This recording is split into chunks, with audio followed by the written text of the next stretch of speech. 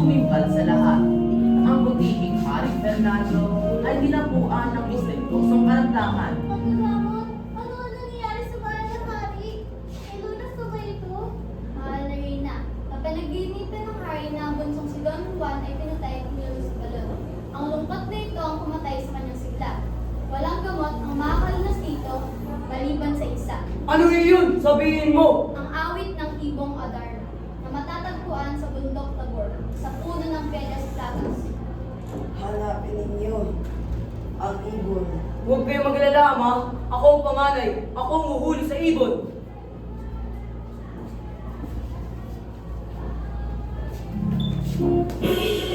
Kaya't sinimulan na niya ang kanyang paglalakbay. Si Don Pedro ay naglakbay ng 3 buwan.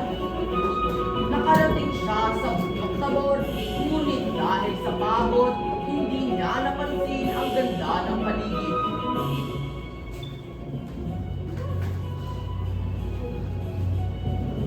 Ito na ba ang puno? Wala naman ang ibon. Magpapahinga muna ako. Nang siya'y magpahinga, biglang dumating ang ibong Adarna.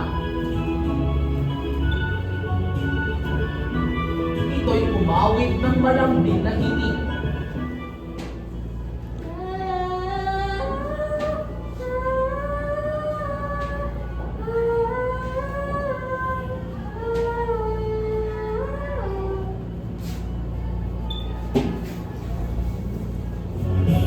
Sumunod naman ang kanyang kinababatang kapatid na si Don Diego. Ngunit tulad ng kanyang kuya, siya ay nabighani sa awit, nakatulog at nagbato.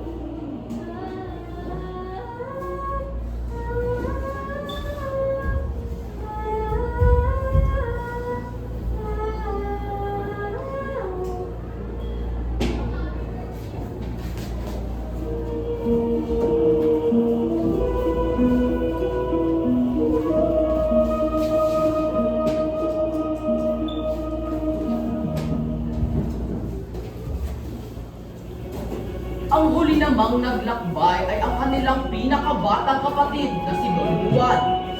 Habang siya'y naglalakad, nakasalubong niya ang isang ermitano sa daan.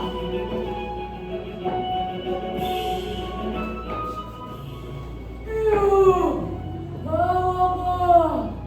Ilang buwan na ako di makain! Meron ka bang ginamay?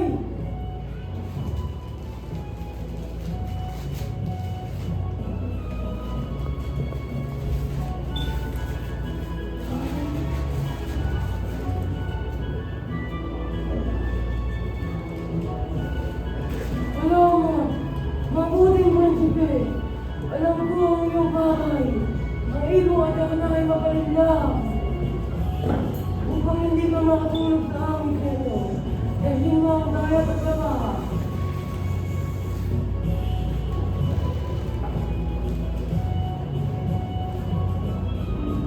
Para saan po ito? Sa bawat kanta ng ibon, sugatan mo ang iyong palad at bigaan ng daya. Ang hapdi ang gigising sa iyo. Iwasan mo ang napatakan ng dumineto. Gamitin mo ang gintong taling ito. Paulihin siya. At kapag nakuha mo na, buhusan mo ang tubig ang 2 bato sa ilalim ng puno. Maraming salamat po. Pagkatapos niya makuha ang mga gamit sa ermitanyo, pinagpatuloy na niya ang kanyang paglalakbay hanggang siya'y makarating sa bundok Tabor sa tapat ng puno ng Piedras Platas.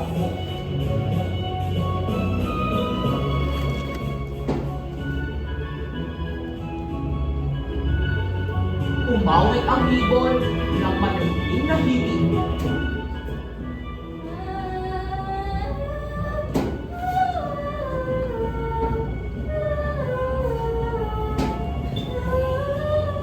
Ay! Papa Kabdi! Hindi ako matutulog!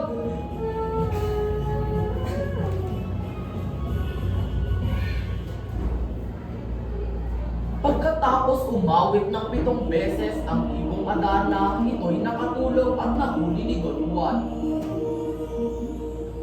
Huli ka!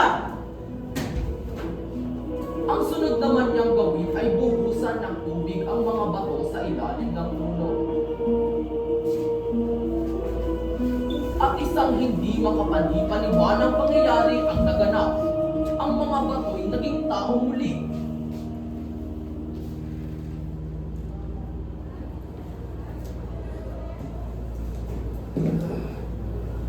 Ano nangyari?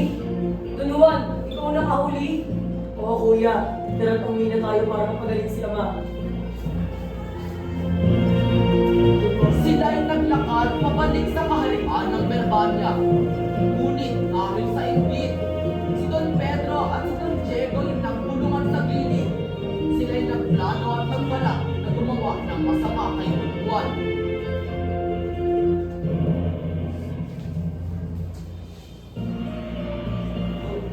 Diego, nakakahiya.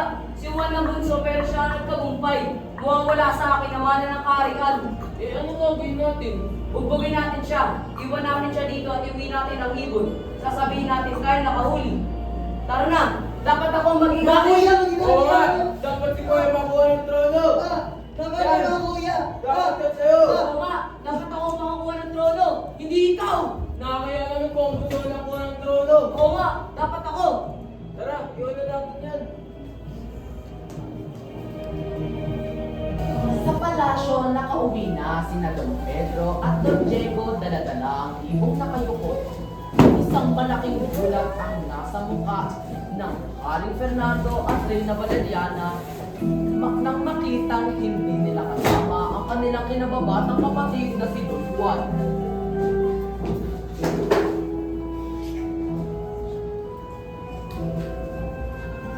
Nasa na si Juan? At bakit ayaw kumanta ng ibon?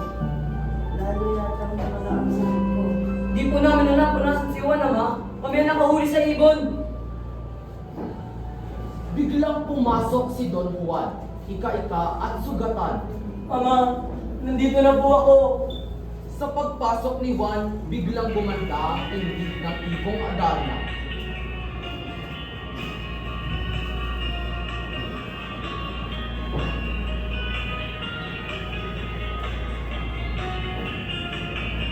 Mahal na hari ko,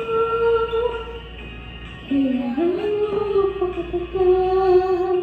Si Don ay nagdala, nalulibak siya. Pumunang ka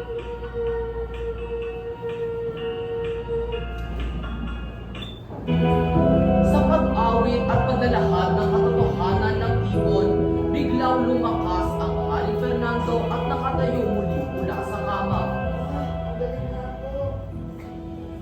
Kayong dalawa! Ang pagtataksil sa kapatid ay parurusahan! Lamin eh! Umayag ka naman! Niyaya mo ako, di ba? Sana sinabihan na lang ako! Nagpala mo kasi ako ko! Matanda ako sa'yo. Kaya huwag mo akong Ah, gagawin! kuya, tama na!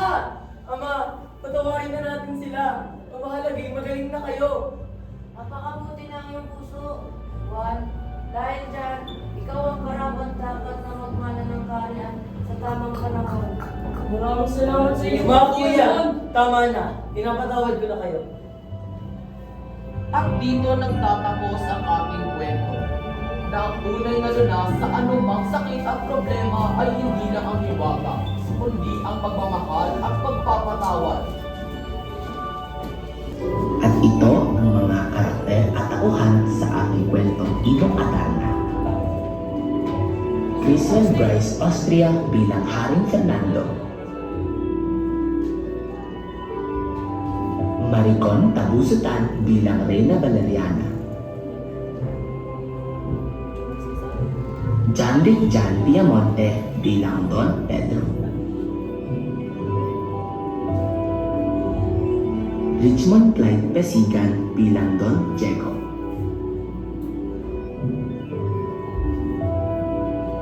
John Clyde San Miguel bilang Don Juan.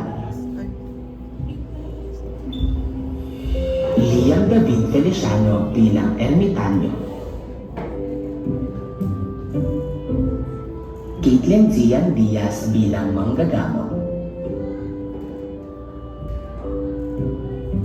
Gian Carl Manalo bilang tagapagsalita, at Rayla Luis Mendoza bilang Ibong Adarna.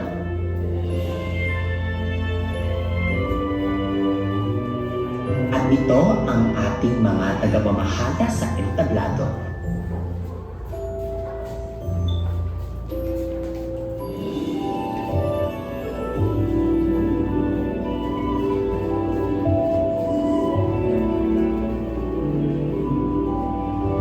At ito ang mga taga-disenyo ng props.